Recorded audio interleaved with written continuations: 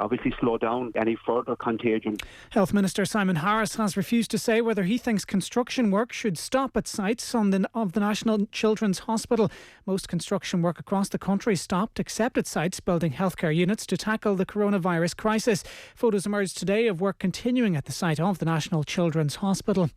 A new government is unlikely to be formed by Easter, according to the Finance Minister. Fianna Fáil and Fine Gael are engaged in talks to agree a programme for government. However, both parties acknowledge another party is needed to ensure a working majority.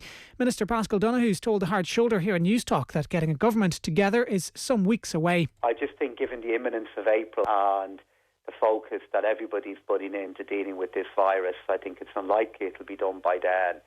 But I think in the number of weeks after that. And Ryan Tubridy has tested positive for the coronavirus. The RTE presenter says he was fortunate to have had a very unintrusive experience, which he has now come out the other end of. He says he's doing well at home and hopes to be back at work soon. That's it for now. More in an hour. Newstalk weather. Thanks to the AA. Our lowest car insurance price is online. Now even better. Tonight will be mainly dry with a mix of cloud and clear spells. Cold with minimum temperatures of 1 to 4 degrees. And now you're up to date on Newstalk. Off the ball. This is Newstalk. Hey folks, how you doing? Welcome along to Monday evening's Off the Ball. And coming up this evening, we've got a good one for you on Monday Night Rugby. We are reuniting two old foes, because before there was O'Gara and Sexton, there was Humphreys versus O'Gara. So coming up in about 15-20 minutes time, we're going to dial up Ronan O'Gara, we're going to dial up David Humphreys, and we'll have a chat about their rivalry. So we're looking forward to that this evening. On the football show, Danny Higginbottom is going to join us. A very interesting career. Came through at United in the mid-90s. He was cleaning Roy Keane's High-Techs and then Roy Keane's Diodoras. And then he was playing alongside Roy Keane in the same dressing room and was managed by him later on. So we'll talk to Danny Higginbottom about his career. Had a fine Premier League career, including those 5 years under Tony Pulis at Stoke, when Stoke were very, very good indeed. Also this evening, another edition of the Classic Game Club. Jerome and Tommy have rewatched the 1998 All-Ireland Football Final, Galway against Kildare. Their conversation after 8 o'clock. As ever, 53106. Text us regardless of what's going on. Off the Ball is where you'll get us on Twitter as well. I have Richie McCormack as ever with the Newsround. Hello, sir. Well, Joe, evening to you. Evening to you as well. Nathan Murphy as well. Hello. Evening, gentlemen. So we go again. I mean, I must admit, it stopped me in my tracks when I saw that the Classic Game Club was looking back at Kildare against Galway, 1998. There was a 12-year-old Joe Molloy, very excited around this time, I have to say. There were posters all over Selbridge saying that we were all invited to a wedding. Lily White is to marry Sam Maguire. The place covered in white. We had Mick O'Dwyer, Glenn Ryan, we'd Niall Buckley, we'd Dermot Earley, we'd Eddie McCormack. We were unstoppable until Jaff Fallon said, no thank you. You are not getting away with this one. This is our All-Ireland, and it was a very crushing couple of weeks around Kildare. I can tell you that, Nathan Murphy. I'm just surprised, Joe, considering both your parents are from Mayo, that with what happened in 1996 and 97, they didn't just take you aside and say, you know what, Joe, sport is about heartbreak. Sport is about disappointment. Don't believe the hype. Just don't watch it. Don't buy into it. It's not going to happen for you. I mean, it's not your destiny to enjoy success. We thought this would be different as well, you know, because 96, I mean, full-on Mayo household, Mayo jerseys everywhere. 96 was painful. 97 was kind of embarrassing. Maurice Fitz just destroyed them. But we thought, well, maybe with Kildare, this will be different. And so that was the full hat-trick, the full, painful, ignominious hat-trick. I do remember that. I mean, that was a very difficult Galway team not to like. At the same time, they were class. But equally, Kildare's matches around that time were always brilliant. They played a great brand of football under Miko. They did, but that Galway team was one of the great teams. Yeah. It was down in Galway last year. We were in Taps Pub, right in Shop Street in Galway, on a Thursday afternoon, and recorded a bit of a panel with Jaff Allen, Ray Silk and Sean O'Dupuer, and I think we spent about 25 minutes just luxuriating about Michael Donlan. And every single line of that team had something special. And then there was a year till Sunday as well, which just made it all the better, which means you get the full-on blow-by-blow memory of it. Yeah, that was obviously a very, very strong Kildare side, but I think when you look at that Galway team, I don't think there was many sides that would have lived with them that year. No, they were exceptional that year and obviously won another All-Ireland a few years later. So that is on the way between 8 and 9. We have O'Gara and David Humphreys are in about 10-15 minutes time or so. I'm looking forward to this. I don't think they've done a joint chat about their rivalry, so that is on the way this hour. And then Danny Higginbottom. We recorded this chat earlier on with Danny Higginbottom. Really good, lots of interesting bits and bobs in it. Came through at United 94 to 97. He was cleaning Roy Keane's boots back in the day. The high-techs, followed by the Diodoras, and then he was in that same dressing room. So he's got lots of interesting little bits. Huge fan of Roy Keane, by the way. Found him nothing but encouraging and intense in a good way. So that is all coming up. Richie, and by the way, it's lovely to see you with sunlight behind you. You can tell the clocks have gone forward. Isn't it? Yeah, amazing. Grand old stretch. A grand old stretch. So your news round, I'm calling, I mean, this has been a theme, I grant you, but never has your news round been more worthy of the title, the cancellation news round. It is just a litany of cancellations, so let's go. Except, well, the Olympics, you have a new date for the Olympics. We do indeed. The Olympics have been refixed to begin in Tokyo on July 23rd of next year, and they will run until August the 8th. The Paralympic Games will run from August 24th to September 5th. The dates almost mirror those of this year's postponed games. World Athletics, meanwhile, say they're actively looking at dates in 2022 in which to rearrange next year's planned World Championships in Eugene. The 2021 Games also overlap with the final week of the Tour de France, while the Olympic Federation of Ireland and Paralympics Ireland have both welcomed the new dates. Very good. Meanwhile, the Irish Open. Yeah, we begin the post-moment roundup. This year's Dubai Duty Free Irish Open has been postponed. Mount Juliet was due to host the tournament from May 28th to the 31st. The European Tour say they'll maintain discussions on rearranging all postponed tournaments. They're racking up now 8 in all on the European Tour. The earliest the European Tour can resume now is with the Trophy Hassan in Morocco. That will be in the first weekend in June. I won't lie, Nathan, I've generally come to accommodate the new norm and all its many insults to the senses, but this one stopped me for a moment. I got wistful and I was thinking of whenever it was last year in the build-up to the Irish Open where we had Conor Sketches entertaining our crowd at Paris Court, and then Lahinch was one of the best kind of few days of work by a distance last year. So it's those kind of things we should be doing right now and we're not. Yeah, and we'd already put quite a few plans in place for this year, and I think there was going to be a great week down in Kilkenny, and obviously Mount Juliet as well have invested massively. And like, we've spoken a lot about the golf calendar and Ryder Cup and majors. Where does an Irish Open fit in? I know the European Tour are talking, maybe they go on into October, November, and they play these tournaments no longer in the sunshine, but in the cold and the wet and the rain, and the players are happy to be out there. But it does feel like it'll be a very different event whenever it does take place. And it is massively disappointing for Mount Juliet. There's no reason if it's postponed for a year they can't host it again. But as we know, the logistics are difficult. I'm sure they've invested massive money already in the promotion of the tournament and making sure that everybody's aware it's happening. So for those people involved down there, it's hugely disappointing. But hopefully at some stage they can squeeze it in again. But I think we're at that stage that obviously there's a lot of talk about the Premier League. We might get onto that in June, that it just seems every week we're pushing things back month by month.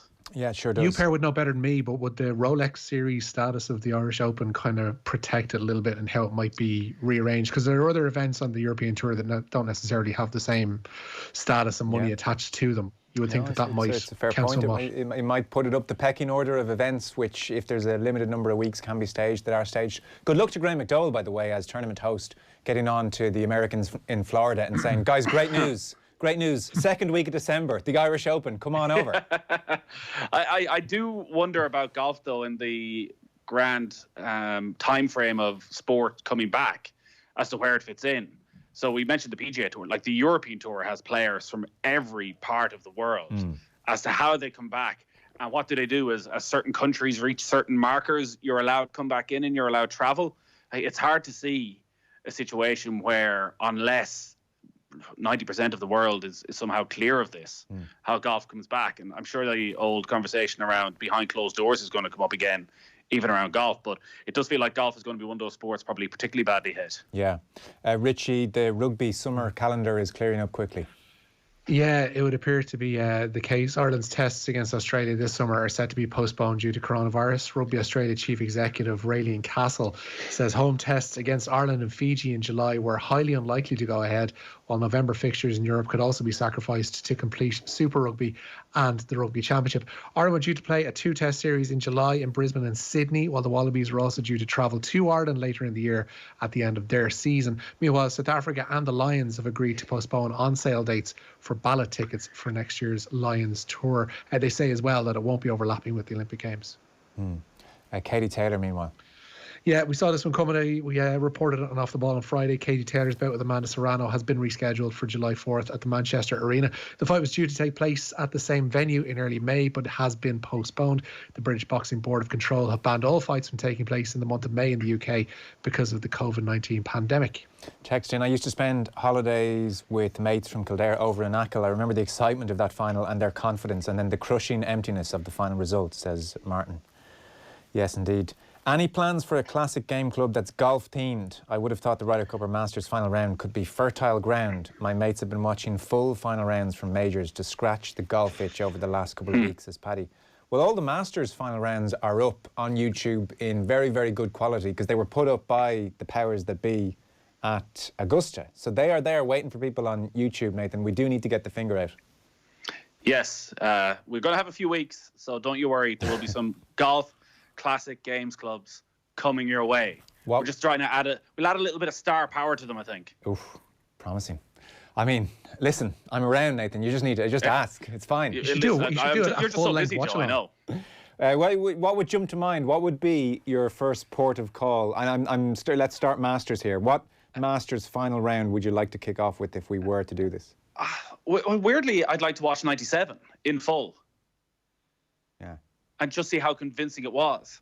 I saw a great quote from Colin Montgomery ahead of the final day of the 97 Masters, where he spoke up about his chances and down about Tiger Woods, that basically this young kid has never been in this sort of scenario before. So, I'm the old dog here. I know how to get these things done, which I'd say one of many Colin Montgomery comments come back to haunt him down through the years. Aged very well, yeah.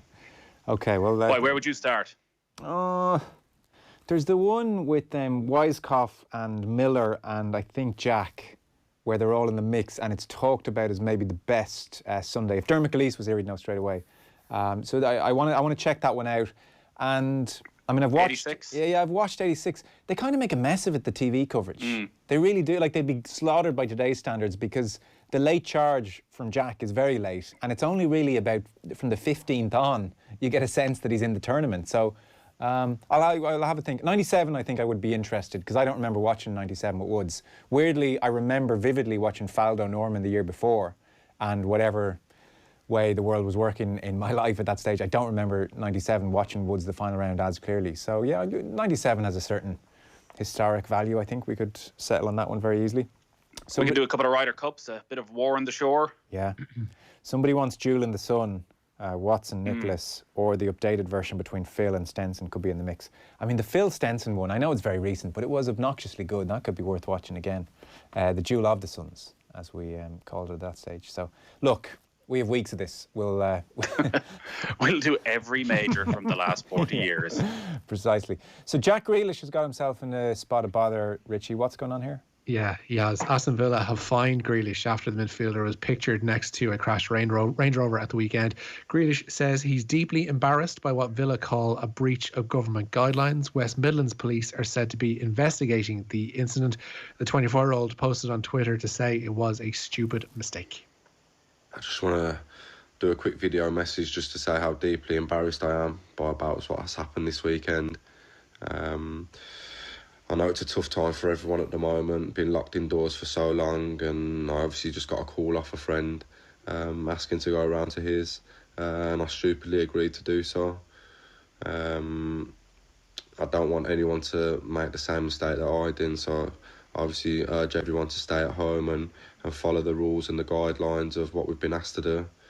I know for a fact that I'll be doing that in the near future now, and obviously, like I said, I urge everyone to do the same. I hope everyone can accept my apology and we can move on from this and hopefully, obviously, in the near future, we can all be out enjoying ourselves again once this is all boiled over. Jack. Boiled over, Joe. I mean, fair enough. We'll move on. You know, it's easy. I'm not going to hold it against Jack too much. He's made a mistake. He's embarrassed. I mean, there are bigger things at play, but it's pretty embarrassing for him. The old apology down the camera phone. What take was that, I wonder? How many times did the agent have to have a look? Yeah. He should have worn a Tiger Woods-esque oversized suit. Yes. UEFA, meanwhile, so they're trying to figure out what the hell to do, and they're having a video meeting Wednesday. Is it, Rich? Yeah, they're going to hold all 55 member associations as part of this video conference to discuss plans for completing the football season with coronavirus bringing things to a halt. All 55 member nations are updated on 2 working groups which were set up by European football's governing body earlier in the month. One of those groups is looking at how the campaign can be finished with an original target of finishing by 30th of June.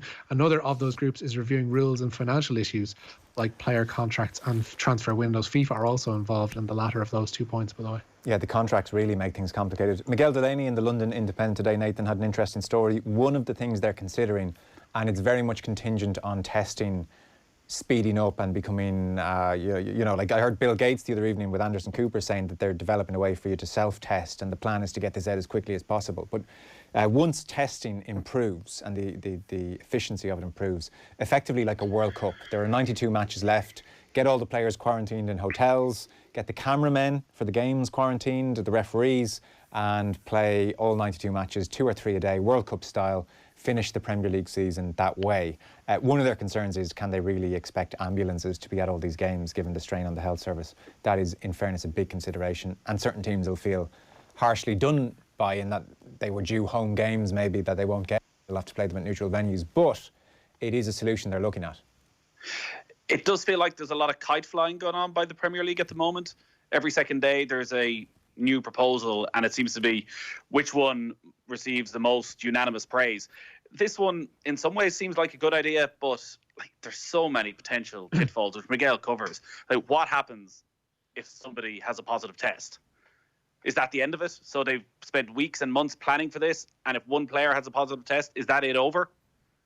Yeah, I know that's a big point. I think I think the testing would have to come up to a level whereby players almost could be tested daily. Like with a lot of these things, what I just don't get with the Premier, like I realise that a lot of these are hypotheticals, and they're, as you say, Nathan, just kite flying at the moment and see what flies and see what the public kind of grasp onto. But every single idea that I've heard so far is predicated on the fact that this will be going ahead, while for the general public, it's still not safe to go about normal life with any kind of degree of regularity, which just makes it seem completely stupid. Well, perversely, in Miguel's piece, he said it has government support, tentative government support, because 2-3 matches a day for the month of June, when everybody is just looking out their windows, might actually keep lots and lots of people at home. So the government are conscious. You know, there are behavioural economics at play here. Yeah, but look at the amount of subscriptions Sky have. That proposal was there 2 weeks ago. So when the final match I was at Stamford Bridge, the Chelsea-Everton game, all the talk in the press room beforehand was of this contingency where the Premier League, even around about this time, would be moving to a 1 game a day model to keep people inside. That when they went into lockdown, that the Premier League would be some form of entertainment, that they wouldn't get bored. And now maybe this does feed into some sort of longer-term government plan that they're seeing in 2 months' time, that people are fed up with lockdown and actually they're struggling to keep people, so they need to give them a reason and they're willing to make some sort of an exception. It does just feel as though there's too much to go between now and then that could go wrong for them to make any firm plan. But this is a multi-billion-dollar industry, and I guess if you're the heads of the Premier League and you're being asked by Sky Sports and various different bodies, what are you doing? You can't really turn around and say, well, come back to us in 6 weeks and we'll see how things are. We'll give you an answer then. Yeah, you need to be seen to be somewhat proactive. It's true, they're trying. Shorter newsround than usual this evening, lads. Richie McCormack, thank you. Nathan Murphy, cheers, thank you. Take it easy. Cheers, Joe. Short ad break, and then we're back with Ronan O'Gara and David Humphreys.